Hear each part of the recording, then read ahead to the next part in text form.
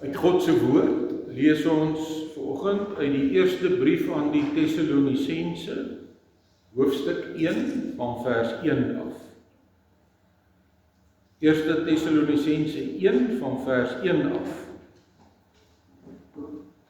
Paulus, Silvanus en Timotheus aan die gemeente van die Tessalonisense, in God die Vader en die Here Jesus Christus, genade vir julle en vrede.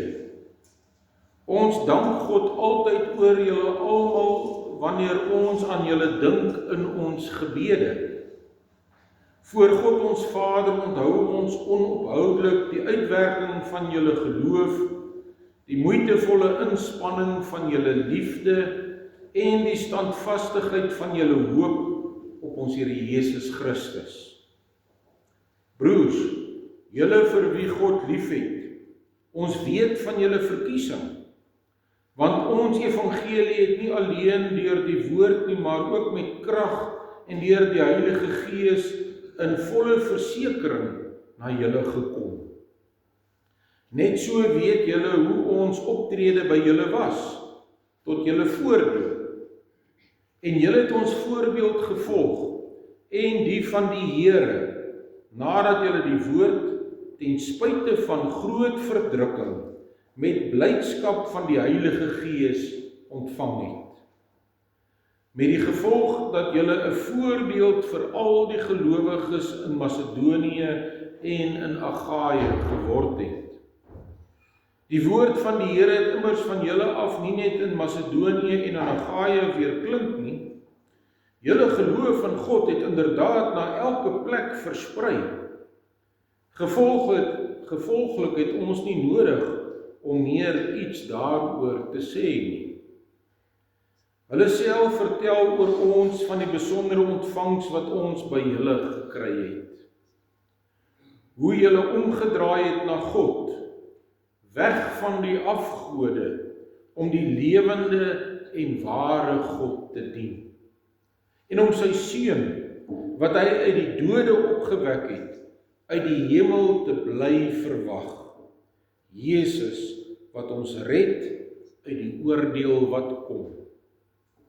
Ons teks is vers 6 en 7, en julle het ons voorbeeld gevolg en die van die Here, nadat julle die woord ten spyte van groot verdrukking met blydskap van die Heilige Gees ontvang het, met die gevolg dat julle 'n voorbeeld vir al die gelowiges in Macedonië en Agaia geword het.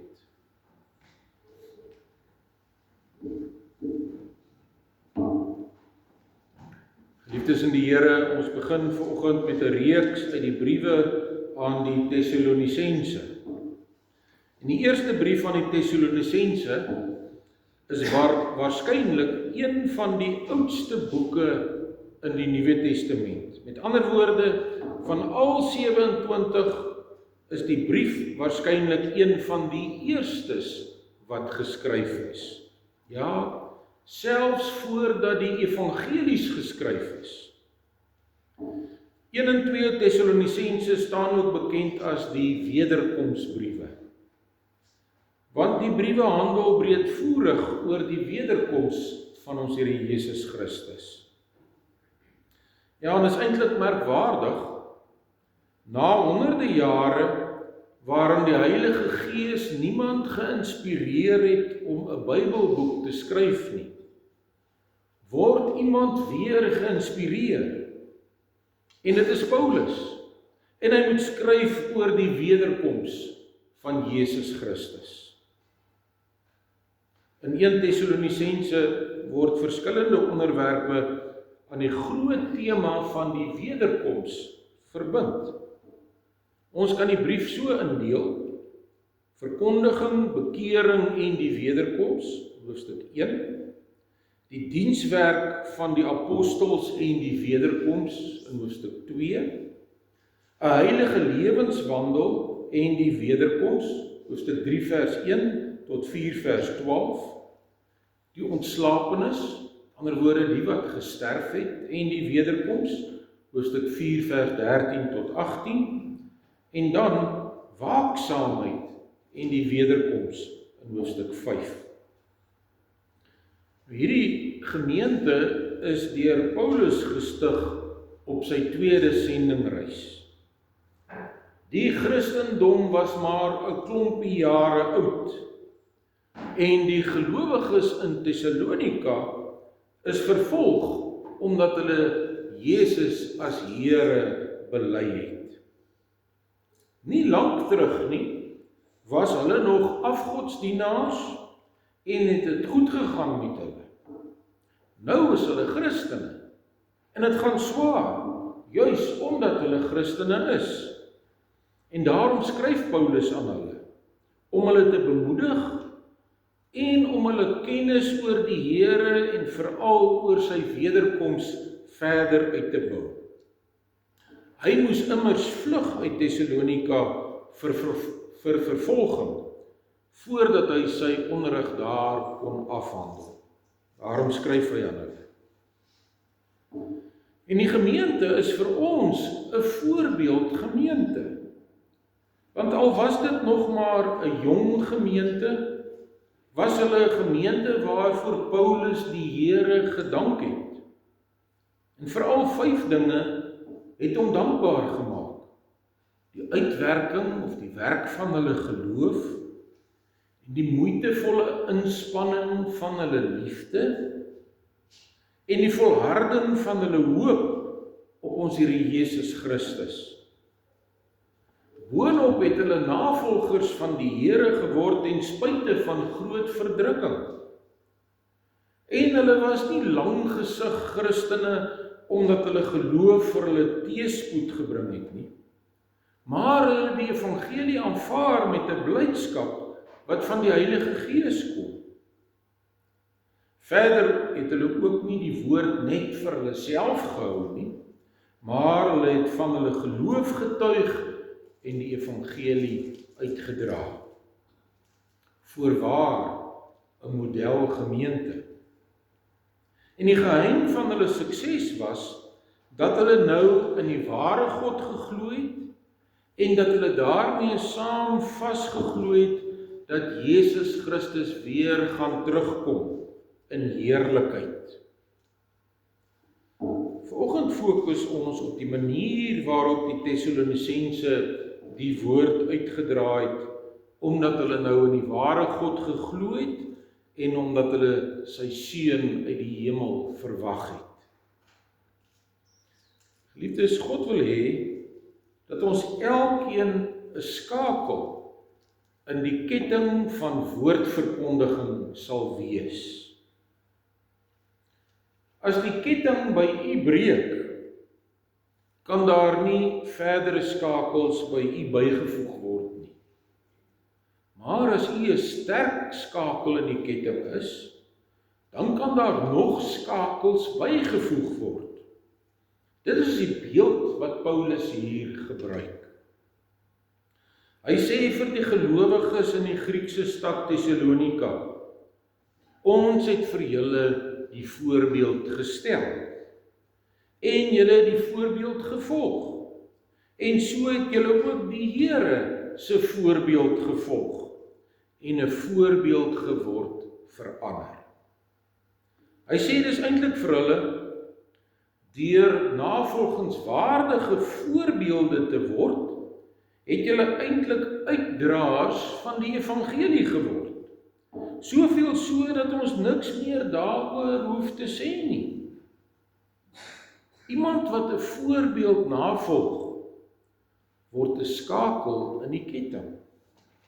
Iemand kan hom weer navolg en so 'n navolger van die oorspronklike voorbeeld, die van die Here, word.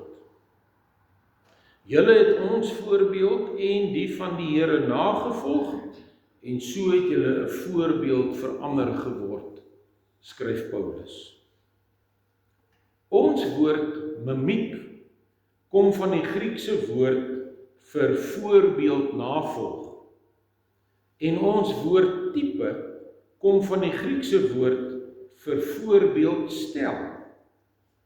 Deur die oorspronklike na te volg, te mimiek, te maak soos hy maak, word ons 'n voorbeeld, 'n tipe, 'n afdruk van die oorspronklike wat ander weer kan navolg. As gelowiges moet ons dus uiters versigtig wees en voortdurend bewus wees daarvan. Ek moet Jesus Christus getrou navolg, want ander mense volg my weer na. Ek moet 'n getroue, navolgenswaardige voorbeeld wees vir my kinders, vir my kleinkinders, vir my bure, vir my familie, vir my skoolmaats, vir almal wat met my te doen kry op een of ander manier. Hoe of hoekom? So bou Christus sy kerk. As ek mense nie eens kan kry om te maak soos ek maak nie, dan kan ek daarvan vergeet om hulle te laat maak soos wat Jesus gemaak het. By die werk, in die skool, in die huis, op die sportveld, agter my motor se stuur, by my werkplek en daar waar ek ontspan, oral moet ek so optree dat ander my kan navolg. Paulus was nooit bang om te sê, volg my, want ek volg Christus nie.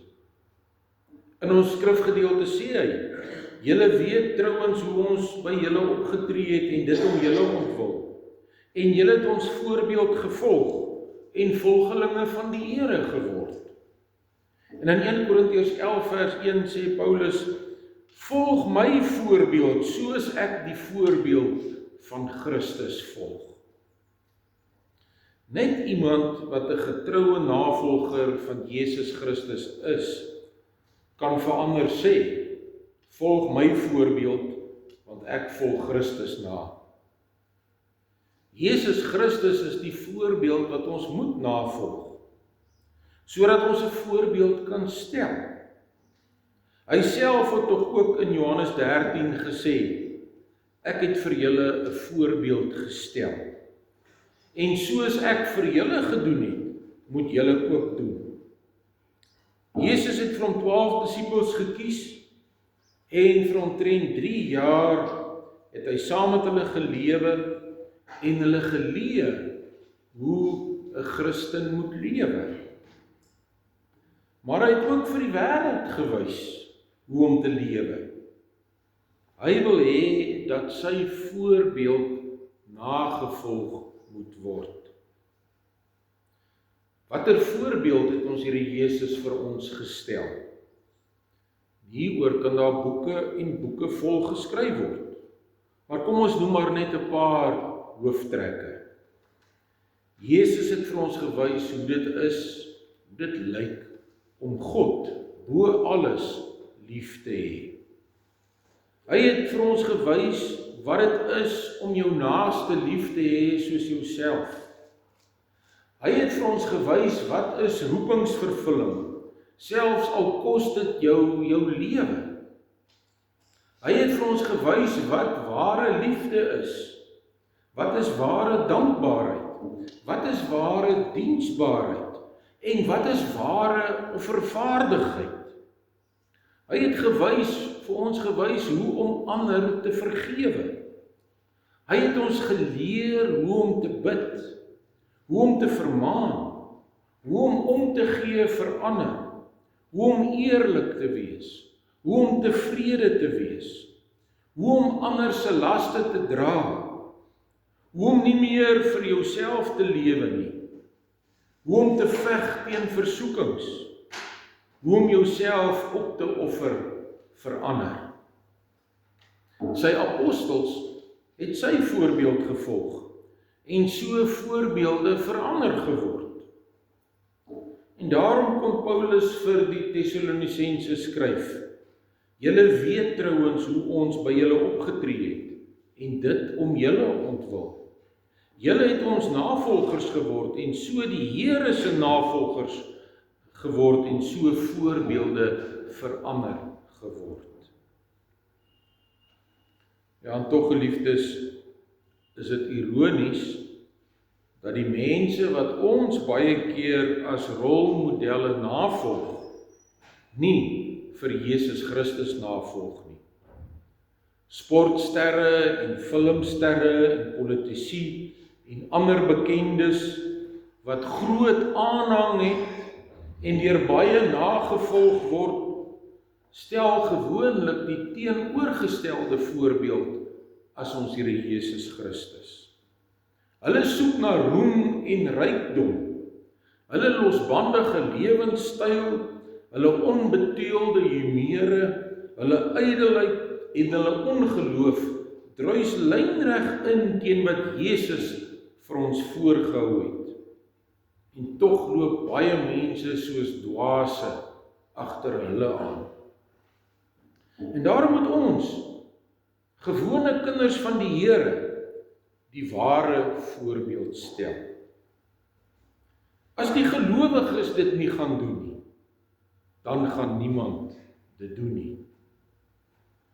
Geliefdes, wie is die mense wat ons voorbeeld raak sien? Jou huweliksmaat, jou kinders, jou kleinkinders, jou kollegas, jou ondergeskiktes, jou werknemers, jou maats by die skool, jou spanmaats, jou opponente, jou medelidmate, jou familie, die vreemdeling wat agter jou ry in die verkeer, of wat langs jou staan in die winkel, noem maar op. Is ons vir hulle almal 'n voorbeeld van Jesus Christus, wat hulle kan navolg? Kan hulle Jesus se optrede sien, as hulle na ons optrede kyk? Ook as dit swaar gaan met ons. Wanneer Paulus vir die Tessalonisense skryf, dan verwys hy na 'n spesifieke situasie. Hy sê, julle weet trouens hoe ons by julle opgetree het, en dit om julle ontwil. En julle het ons voorbeeld gevolg, en volgelinge van die Here geword. In baie moeilike omstandighede het julle die woord aangeneem, met 'n blydskap wat van die Heilige Gees kom. So het julle 'n voorbeeld geword vir al die gelowiges in Macedonië en in Agaia. Van julle af is die woord van die Here in Macedonië en in Agaia verkondig. En oral het die mense gehoor van julle geloof in God, sodat dit nie vir ons nodig is om nog iets daaroor te sê nie. Die mense vertel self hoe julle ons ontvang het en hoe julle van die afgode tot God bekeer het en nou die lewende en ware God dien. En dat julle sy seun wat hy uit die dood opgewek het uit die hemel bly verwag. Jesus deur wie ons gered word van die oordeel wat kom. Sien nie, die voorbeeld wat die Tessalonisense gestel het die wêreld aan die praat gehad. Wanneer dit goed gaan, is dit nie altyd so moeilik om 'n goeie voorbeeld te stel nie. Maar wanneer dit swaar gaan, dan word dit moeiliker. Hoe tree ons op in moeilike situasies? Sien ons dit juis as geleentheid om Christus se voorbeeld te stel? Of vergeet ons skielik van ons geloof wanneer dit swaar gaan? Jesus het by uitstek die voorbeeld gestel van hoe om in moeilike omstandighede getrou te bly aan jou roeping. En dit kon Paulus inspireer om dieselfde te doen. Ons weet immers hoe swaar hy gekry het, omdat hy die woord verkondig het. Omdat Paulus vir Jesus nagevolg het, kon hy selfs in moeilike omstandighede 'n voorbeeld bly stel.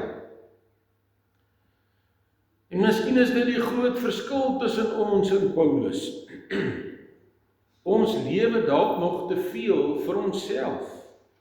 Ons praat nog te maklik van my lewe, my tyd, my geld, my werk, my moeite, my opofferings. Die woord sê, Jesus het vir almal gesterwe, sodat die wat lewe, nie meer vir hulle self moet lewe nie, maar vir hom, wat vir hulle gesterf het, en uit die dood opgewek is. En Paulus het besef, as Jesus nie vir my gesterf het nie, was ek nou dood. Dan was ek op pad na die ewige verdoemenis. Maar omdat hy vir my gesterf het, lewe ek nou die ware lewe en het ek deel aan die ewige lewe. En dit maak 'n mens so ontsettend dankbaar dat jy wil uitroep. Nou is dit nie meer ek wat lewe nie, maar Christus wat in my lewe. Nou vra ek nie meer wat is tot my voordeel nie, maar eerder wat is tot God se eer. Wat kan ek nog doen om hom te dank en te verheerlik? Wat kan ek nog doen om my ten volle aan hom toe te wy, sodat ek 'n voorbeeld kan wees vir ander? Omdat dit Paulus se gesindheid was, kon ander, soos die Tessalonisense, leer, om 'n Christen te wees is nie altyd maklik nie, maar God sal jou die krag gee om te volhard. Paulus kon die voorbeeld stel wat hy van ons Here Jesus gekry het. En daarom kon die Tessalonisense hom weer navolg. In baie moeilike omstandighede het hulle die woord aangeneem met 'n blydskap wat van die Heilige Gees kom. En hulle het ook by Paulus gesien, die evangelie moet ten spyte van moeilike omstandighede uitgedra word. En daarom het hulle dit ook met blydskap gedoen. So kan die voorbeeld van 'n paar getroue gelowiges die lewe in 'n hele gebied se die lewe van 'n hele gebied se mense raak. Die voorbeeld van die gelowiges in Tessalonika het verder uitgekring as hulle eie gemeente en hulle stad en hulle gebied.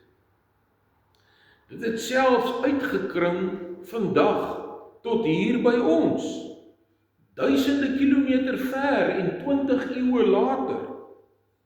Hulle geloof het die wêreld aan die praat gehad en het ons nou nog aan die praat.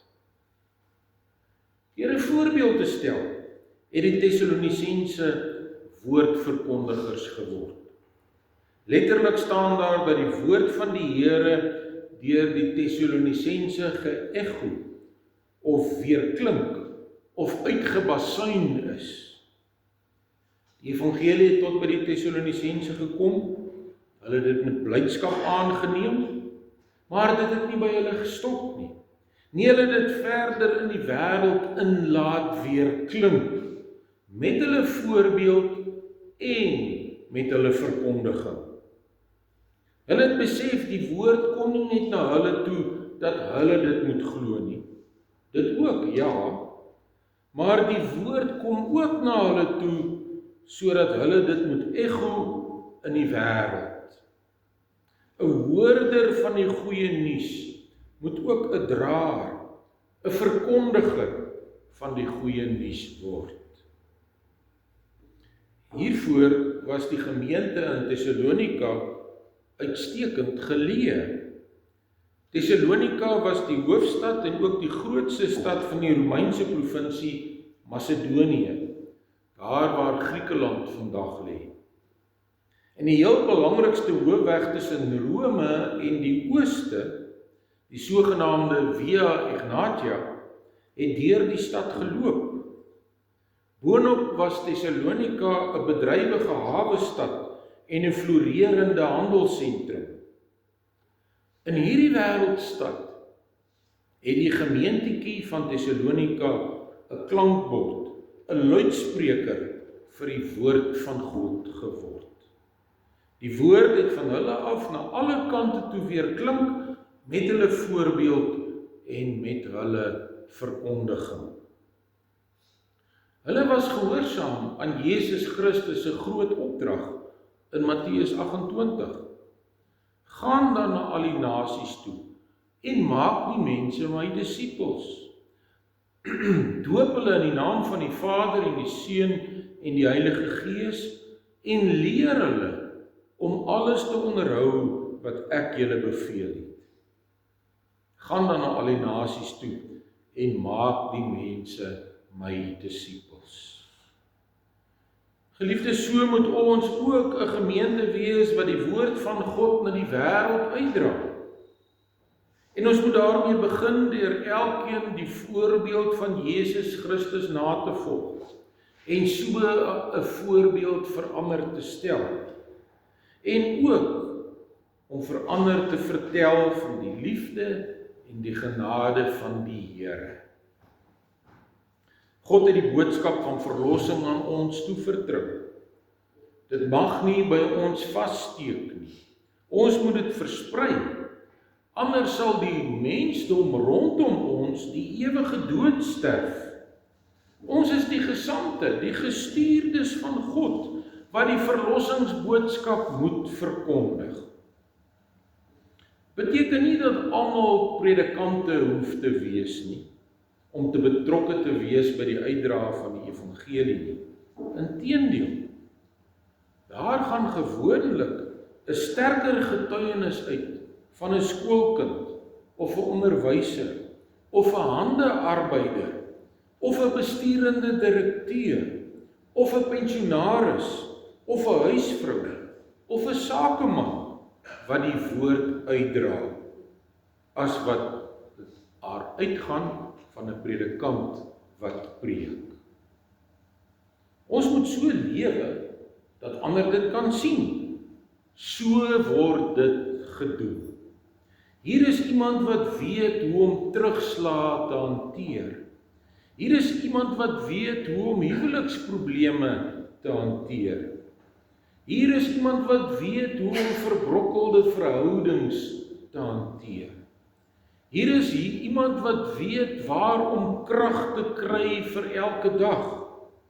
Hier is iemand wat hoopvol is, wanneer almal hooploos is. Hier is iemand wat weet waarheen hy op pad is, as ander rigtingloos ronddobber. Hier is iemand wat antwoorde het op die vrae van die lewe. Hier is iemand wat weet wat God se wil is. Hier is iemand wat nie toegee aan versoekings nie, maar daarteen stry. Hier is iemand wat God getrou dien uit dankbaarheid, selfs al vra dit opofferings. Hier is iemand wat Jesus Christus ken en navolg en verkondig.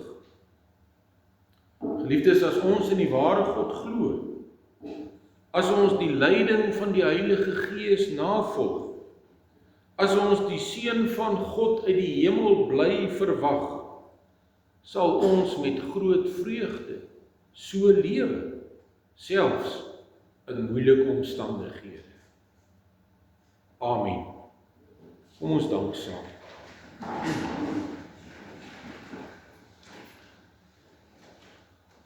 Onse Vader wat in die hemel is, dankie vir die voorbeeld van ons Here Jesus wat U vir ons in die woord gee. Dankie vir die voorbeeld van getroue gelowiges, U apostels, soos Paulus, wat U ook vir ons in die woord gee. Dankie vir die voorbeeld van 'n klein gemeentetjie in moeilike omstandighede, wat selfs vervolg is, wat die voorbeeld van ons Here Jesus nagevolg het, en so 'n voorbeeld vir ander geword het. Ons bid, Here, dat ons gemeente en ons elkeen ook so 'n voorbeeld vir ander sal wees. Dat ons die voorbeeld van ons Here Jesus sal navolg, die voorbeeld wat U woord verkondig, en dat ons nie net 'n voorbeeld sal stel nie, 'n navolgingswaardige voorbeeld nie, maar dat ons ook sal vertel van U liefde en u genade. En ons bid dat u dit sal gebruik in u groot plan, om u woord aan almal te bring, sodat die getal van die uitverkore kinders vol kan word. Skenk ons die genade en die leiding van u Heilige Gees. Ons vra dit in die naam van ons Here Jesus Christus. Amen.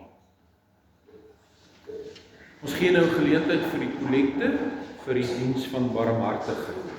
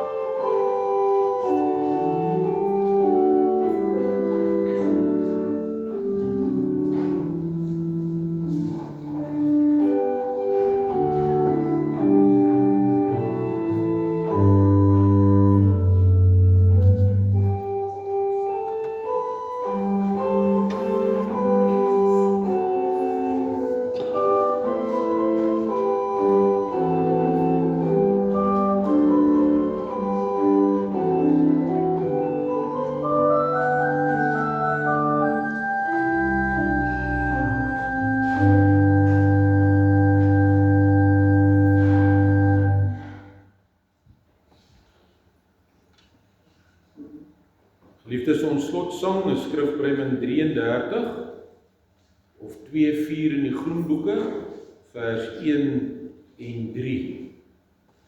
In vers 3, wie die middelaar se verskyning inwag uit die heiligdom, soek van harte die verreining wat daar uit sy sterwe kom. Teen die sonde duur die stryd. Sonde is ongeregtigheid, maar ons lewe, uit God gebore, is tot heilig wees verkore. Skrifbreuke 33 of 2:4, vers 1 en 3. Daarna bly ons staan vir die uitspreek van die seën.